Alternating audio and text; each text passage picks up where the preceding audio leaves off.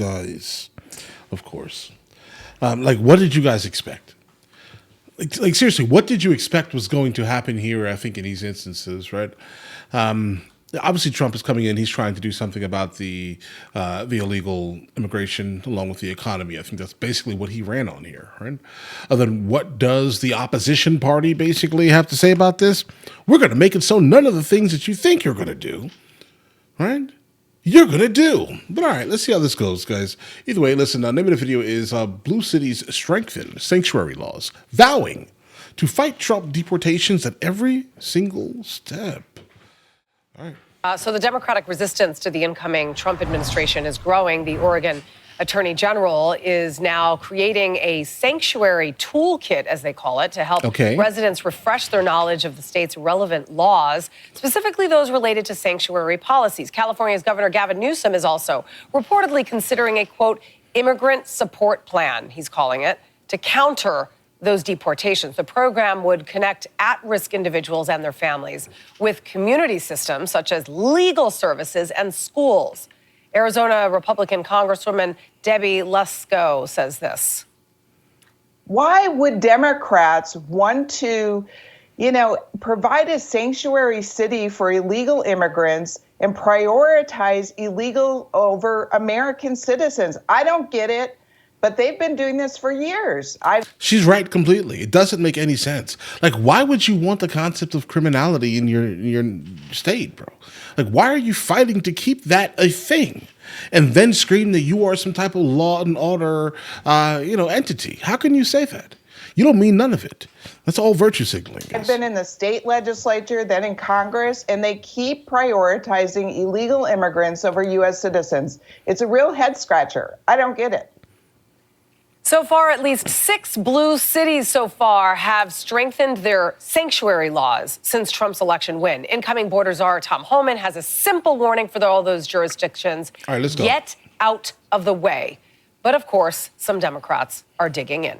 Some? We're not going to cooperate. We're not going to ask our police force to serve as ICE agents. I'm going to do everything that I can to protect our undocumented immigrants. They're residents of our state. They're not residents. They're undocumented immigrants. It's just like how you stated it here, guys. They're not residents. Residency is an entirely different procedure here. Fight you every Words step mean of things. the way. If it's contrary to our values, we will fight to the death. Would the Massachusetts State Police assist in mass deportations? No, they're not. Absolutely not. We are not cooperating with those efforts that actually threaten the safety of everyone by causing widespread fear. Texas Republican Congresswoman Beth Vanchey, a member of the Ways and Means and Small Business Committees, joins me now. Thank you so much for talking to us. Thank you for having me on. I want to talk about this program 287 because clearly this is the wave of the future. This should be enacted in every single state. Mass deportations are going to be hard enough, but a lot of those that are being deported are criminals, and they are repeat criminals. So this means that if there is a criminal, an illegal immigrant that's in jail, that illegal... Keep in mind what you just said here, repeat criminal. Obviously, the first criminality most likely was entering through the border. First part of trespassing is criminal, right? The second one is them doing anything that is illicit or nefarious in the United States of America. Repeat criminals. So this means that if there is a criminal, an illegal immigrant that's in jail, that illegal immigrant is not going to be re-released into the public so that they can continue to commit crimes. They will be handed over to ICE, even somebody who commits a DUI. It doesn't have to be a violent crime. You commit a crime, you go to ICE, you go back to your country. What is wrong with that? Why would any Democrat want to promote allowing these illegal immigrant criminals to go back onto the streets to reoffend? And we just saw them, too. We just saw my Democrat colleagues all vote against having people who are here who are getting stuff for things like DUI go back. We just had a vote on that recently in Congress. The question is, why? I can't answer that. I've had experience with this personally when I was mayor, when I was on the city council. I was a big supporter of 287G. We actually created a program in my city of Irving, Texas, where we worked partnership with ICE, with Immigrations and Customs Enforcement. When you have your local enforcement, your law enforcement agents, your local police working with federal law enforcement agents, it's the best partnership. Democrats, you've tried it your way. You've seen what's happened. You have seen women who have been, I don't know, put on fire in your subways. You have seen mobs who have taken over apartment complexes. You have seen murders. You've seen rapes. You've seen beatings of police officers. We've tried it your way. Why don't you try enforcing the law? Why don't you try working with law and federal law enforcement in protecting your citizens? It works. We had a lot of criticism when I did it in Irving, Texas. And the fact is, what we saw was the lowest crime rates our city has ever had. Yeah. We became the 5th city in the country. And far from people wanting to move, people wanted to move in. And I am all supportive of Tom Homan and working with him. I have sent out a letter to mayors in my district saying, we want to teach you more about this partnership. We want you to have the resources that you need. We're going to be having roundtables. We're probably going to invite Tom to come and see if he wants to address any of our mayors or local law enforcement to tell them how to do it better. This is what Republicans, this is what Democrats in these representative cities should be doing. This is something that both Republicans and Democrats should be doing for the American people. This is what any New Yorker would want to see done. I mean, the crime rate. You don't know New York. You don't know New York. That's generally not the case. I mean, it would be great if people were to be like, hey, listen, these individuals generally just do not belong here, and this is because they came in through some type of asylum fraud. We're talking to 80 to 90% of these individuals, right? These people have broken the law coming into the United States of America. Should they remain in the United States of America? No, guys. For the American people, this is what any New Yorker would want to see done. I mean, the crime rate in these cities are astronomical, especially since the pandemic. And a lot of these cities that are Democratic cities just continue to welcome the crime by busing in and allowing illegal immigrants to live for free in hotels. It's got to stop. Incoming border czar Tom Homan said this about the cost, not just the human toll, but the cost of the administration's border plans. Watch. Congress needs to fund this deportation operation. They need to understand, yeah, it's going to be expensive in the beginning, but in the long run, it's going to save billions of dollars of taxpayers' money. We are talking about the biggest national security vulnerability this country has. $86 billion is a start. We need at least that to do this operation. So $86 billion from Congress. You know, obviously, that the Democrats are going to argue against that. There's an opinion piece which argues that there should not be a price tag for border security, saying, quote, securing the border will cost money, but leaving it open will be far more expensive. U.S. taxpayers were on the hook for over $150 billion to support illegal aliens in 2023, according to a new report from the Department of Government Efficiency. Absolutely. So it will literally be that one-time fee, right? Then deportations will occur. Then what will happen? We'll stop having to fund basically remittance to other countries. Like we should not have to do this, guys. This doesn't make any sense. This doesn't make any sense at all, guys. Sitting here trying to think about it. What other country is like us in this instance here? We are the ones who are basically funding these individuals, and then these guys are getting on TikTok, and then other people in their home country, they're like, hey, listen, this sounds like a great idea. You know what we'll do? Hey, we'll copy them. Right? So all we're doing is just keep getting bombarded by migrants. Democrats have no leg to stand on when it comes to overspending, because, I mean, the trillions of dollars that this country is in debt on absolute pork BS. I mean, that this administration has spent money on. This is the future. And the money, you can't put a dollar or a price tag on women and children that are being abused daily and killed. Okay. The overwhelming majority of migrants that have come into this country are not going to commit a second offense. And I mean gigantic amount. We seem to legitimately only dwell on the stories that have the ability to get the most clicks on, guys, right? But yeah, we're probably talking like 2-3% are here under nefarious purposes, but that is still, in fact, too much. Yeah, well, but let's not make it seem like it's every single person. Human trafficking, you're saying drug trafficking, gang violence, and they're trying to put a price tag on it. But listen to Governor Newsom. Do they have that much money that they can actually now just give it away to people who are here illegally? And what do they think that effect is? You're incentivizing people now to come into your cities, into your country, into neighborhoods. And committing these crimes. You're incentivizing. If they have that much money, then they don't need to receive it from the federal government.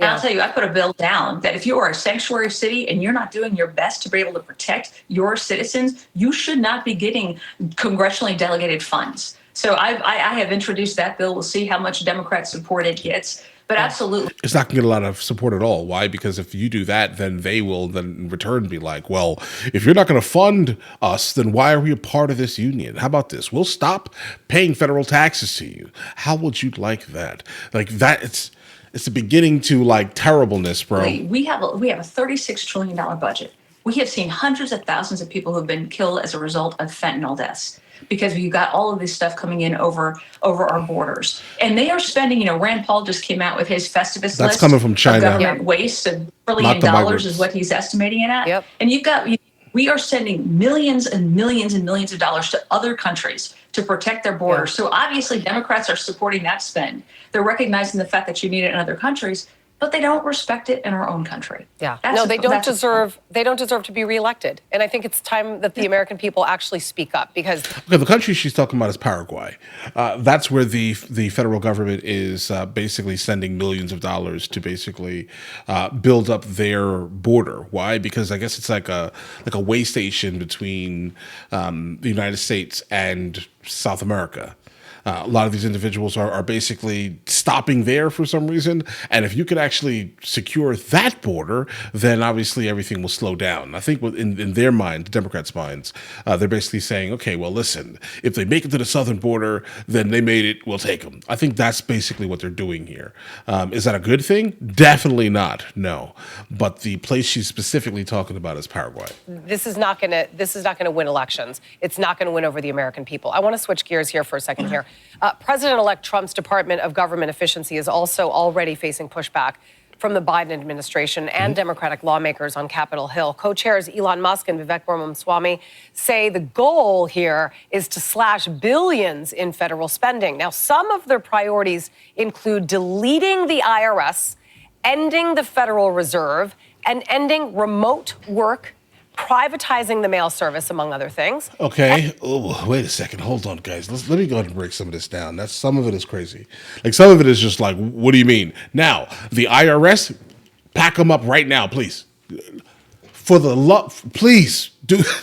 Let's do that. I'm down with that. Okay. Include deleting the IRS. I like that. Ending the Federal Reserve. That's going to be tricky. Because, I mean, what are we going to do about our currency?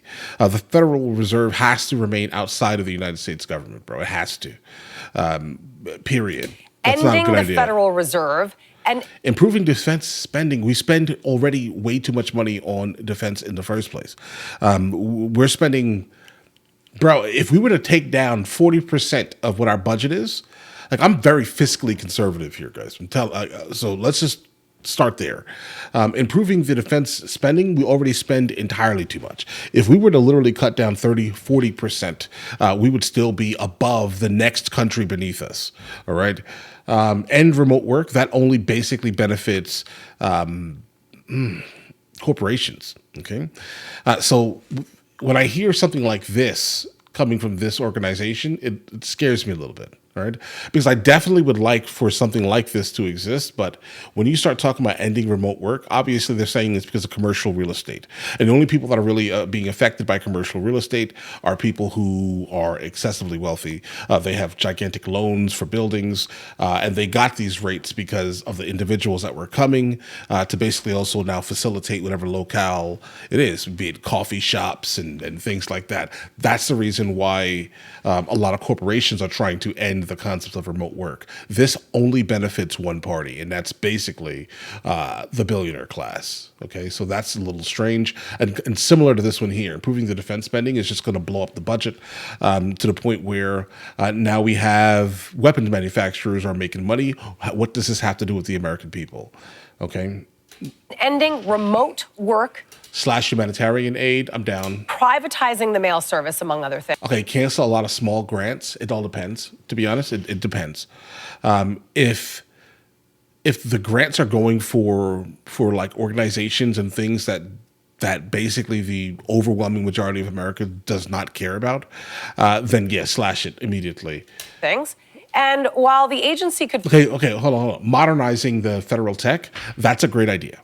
because a lot of these, a lot of the systems in like the DMV would be a lot faster, specifically, if you were to actually, modernize it to like modern standards instead of having, computers and things like that are just completely antiquated. Now, privatizing the mail, I don't really get that one. That's a little bit weird. That means we're paying for a mail service. We already have enough subscription services in the United States of America. I'm not sure we need another one, guys. Let's see. Ending DEI programs in education. It depends on what that is, but because I still think that without a doubt, women need sports and things like that. Male and female sports do not need to kind of join, so that's not a thing. So I do think that that's important. Face challenges on Capitol Hill, of course. Kentucky Senator Rand Paul says he's hopeful for this new agency. Listen. Ultimately, it takes Congress. Congress has to get rid of the spending. DOJ can point out the spending Right, problems Congress. and the waste the same way I've been pointing it out. But the reason it's not eliminated is they don't have the votes to get rid of the spending. So I am very hopeful that DOJ will draw attention to this. And that's basically all that'll end up happening, unfortunately. If we can mobilize the constituents, let's say, then it could probably mean something. We have to get the people in Congress to change their mind about these things, but why would they? Right? They're all being paid one salary, and then their secondary salary is through all types of lobbyists and things like that, guys. Why would they shoot themselves in the foot, I guess? What do you make of this? I mean, obviously cuts need to be made, and you need to make those cuts in order to be able to afford other things. But I love the idea of making people go to work. Gee, what a concept. Yeah. Yeah. They are working. They're just doing it from home. And most likely a lot of these individuals are now working 2 jobs at the same time they're working 1. Anytime I hear people start speaking about things that just actually do not benefit the American people, but exclusively benefits the corporations and localities, I start to look at every single thing that they say weird going forward. Right? What benefit is it? Other than specifically to gigantic corporations and real estate firms or people who invest in REITs and things like that. Like, that's all it is, right? Oh, go back to work so we can keep our tax breaks basically for bringing all of you workers to this location, and now the local economy of that location will start getting more tax dollars, so we can keep our tax break basically on that building. Bro, that doesn't benefit a single worker. It doesn't. It benefits the company and corporation exclusively. That's it. So when I hear people speaking like this, I'm just like, I don't know, bro. How can I believe anything else you're saying? Are you sure you're for the people? Or are you just like espousing, corporate talking points? Look, I was part of the Trump administration's first go around. I worked at HUD, and they had 3-day-a-week telework. This is way before COVID ever hit. There were people in that office I never met because they figured out how to either take their 2 days off that they're supposed to be in their office, either on vacation or, at an event or something like that. But literally, how do you build a team when you don't have people coming to work? Not to mention the fact, the waste that we spend on leases. You could shoot a cannon through many of these federal buildings and never touch a single soul because they're empty, and yet we're having to spend all that money on leases every year. Then get rid of the leases. Yeah. There is a lot of waste, fraud, and abuse. You start looking at the talking COVID about, dollars guys? And how they were, fraudulently accepted and taken. There's a lot of waste, and I can't imagine anybody defending the waste. Why would you spend billions of dollars on lease money for buildings that are empty? Who does that help? It doesn't help the American citizens. It just continues to take tax dollars and divert them away from programs that we actually do need to programs that are a waste. So I'm hopeful. I've talked about regulations and cutting them. She's saying all the wrong things. For me, at least. Don't get me wrong. If you like the talking point, then great, right? You want people to go back to work because of some other reason that I didn't point out. I like that for you guys, right? But it doesn't benefit the people. It exclusively benefits the rich landowners and specifically the gigantic corporations. It only benefits them. And then obviously whatever local city you're bringing these people to because they need to buy lunch, okay, and coffee and gas and things like that. But all right. Them for years now. I've always said it's not going to be sexy, it's not going to be exciting, and it's never going to make a headline. Right. Boy, was I wrong. You put people like Vivek and you put people like Elon Musk in charge of it, and that's exactly what happens. But I'm optimistic. And I think once these Democrats actually start seeing These are the programs that are on the line. Yeah. It will not affect your residents except in a positive manner. Right. Government will run more efficiently. It will be more effective. Those are positive things that we should all be for. And I'm supportive of this effort. I'm part of the Doge caucus. Yep. I've gone to the meetings with Ilan and Vivek, and what they're saying needs to be said. And I'm excited to be able to take some of the ideas that they say and put it into appropriations. I have to say, I'm very much looking forward to the change that's coming around the corner. Thank you very much, Congressman Beth. Okay, yeah, guys, I can 100% tell you, at least my opinion here. I do like the fact that Doge is going to exist. I just have no idea how they're going to actually enact any of the things that they're basically saying, other than basically giving suggestions to a group of people who do not want to change in the first place because it messes up their pockets. You get what I'm saying here, guys? It's a little frustrating in these instances. I want it to happen. I need it to happen, mentally at least. But there are a couple of things that were at least listed here that are just weird. There are some absolutely viable things. Get rid of the IRS immediately. Pack them up, bro. We're done. Okay? Let's do something different. We need to come up with another plan. Okay? I don't like the IRS. I don't respect them. I don't like the ATF neither. I don't like the Bureau of Land Management neither. I can just keep going down to all these 3-letter organizations who I'm just like, bro, get rid of them. Why are they there? Start with the ATF. No, start with the IRS and then go to the ATF, and then BLM after that. Period. Okay, but clean up all of this nonsense, please. And once this information comes out, I do hope that people take it seriously, because I'm sure you guys are going to consistently send me all these things, because you guys always do, right? Send me these things, and then we can talk about them. I'll use my platform to talk about these things, and definitely, hopefully, we can reach enough people to, speak to their local mayors, governors, etc., to force these individuals into doing things that are actually for the people, and not so much for the gigantic corporation that's taking advantage basically of the people. Right? Let's do that. She said she's happy for the change that's coming around the corner. Me too, bro. Listen, me too. Please do something different. I'm tired of these establishment Democrats. I'm tired of these establishment Republicans. I'm just tired in general of the establishment. It is not working well for us. It's pretty obvious. All right. But all right, listen, you guys all have an absolutely amazing day. Enjoy your day thoroughly. This is my lightsaber.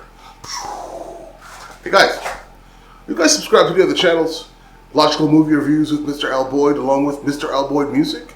Oh, also, Mr. L. Boyd Discusses. Guys, check it out. And if you haven't heard it today, you're amazing.